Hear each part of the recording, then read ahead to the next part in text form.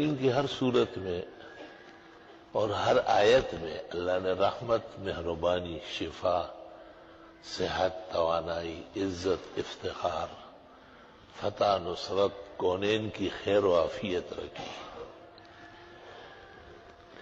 کوئی صورت نقصان کے لیے نہیں، کسی آیت سے کسی کا کوئی نقصان نہیں۔ جیسے عوام میں مشہور ہے فلاں عمل گرم ہے، فلاں، یہ سب فضول بیہودہ باتیں ہیں، یہ شرائع کی نظر میں ایک پیسے کی بات نہیں۔ بعض صورتوں کو بعض مفاخر حاصل ہے، بعض صورتوں کو بعض فضیلتیں حاصل ہیں۔ کہتے ہیں کہ دعائیں کسی وقت بھی مفید ہے۔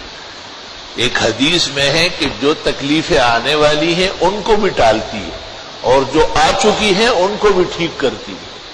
بڑی حیرتناک روایت ہے ویسے۔ الدعاء ينفع مما ينزل ومما نزل، شجرہ میں موجود ہے سندن متنن، یعنی ہر حال میں دعا مفید ہے۔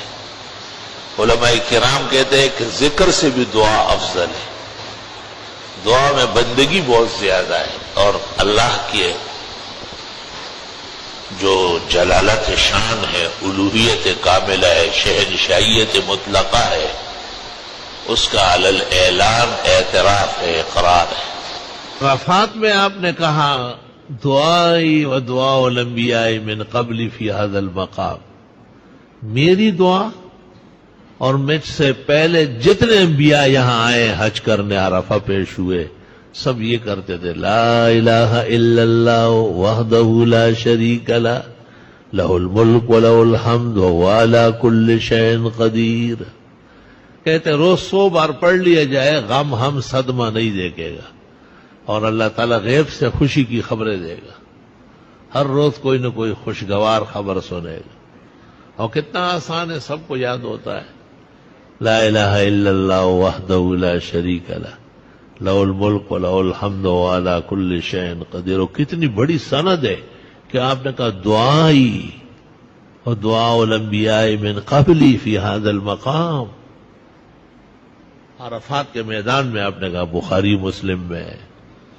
میری دعا اور مجھ سے پہلے تمام نبیوں کی دعا اس جگہ یہ ہے لا الہ الا اللہ وحدہ لا شریک لہ لہ الملک ولہ الحمد وہو علی کل شیء قدیر۔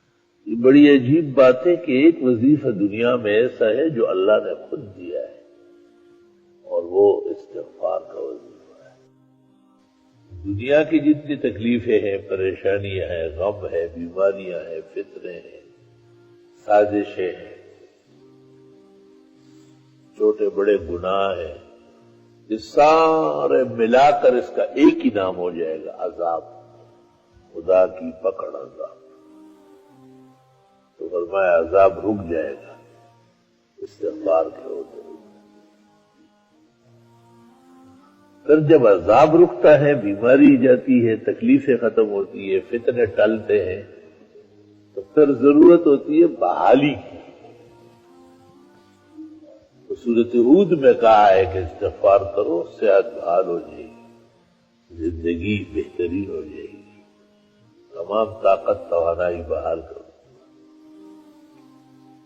پھر جب بلائیں بھی ٹل گئی، صحت اور عافیت بھی آ گئی، تو اب کچھ نعمتیں چاہیے، جیسے بخشش ہے، جنت ہے، دنیا میں مال ہے، بیٹے ہیں، بارشیں ہیں، آبادکاریاں ہیں، نہریں ہیں، چشمے ہیں۔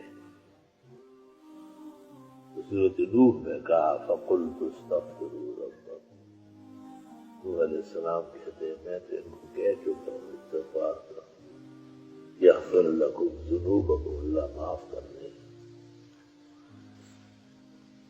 اور آسمان سے موسلادھار بارش بھیج دے، وَيُمْدِدُكُمْ بِأَمْوَالٍ وَبَنِينَ، مدد دے دے گا، مال اور بیٹے دے گا، وَيَجْعَلْ لَكُمْ جَنَّاتٍ، اور دے دے گا تم کو باغات، نہریں، چشمے، دنیا میں اور آخرت میں جنت ہے، وَيَجْعَلْ لَكُمْ أَنْهَارًا، تمہاری نہریں جاری ہو جائیں گی، تفسیر کی نہر، حدیث کی نہر، فقہ کی نہر، ناظرہ کی نہر، حفظ کی نہر۔ تجوید کی ہے، عددی اور دو ریزیز تخصصات پورے عالم میں آواز پوچھ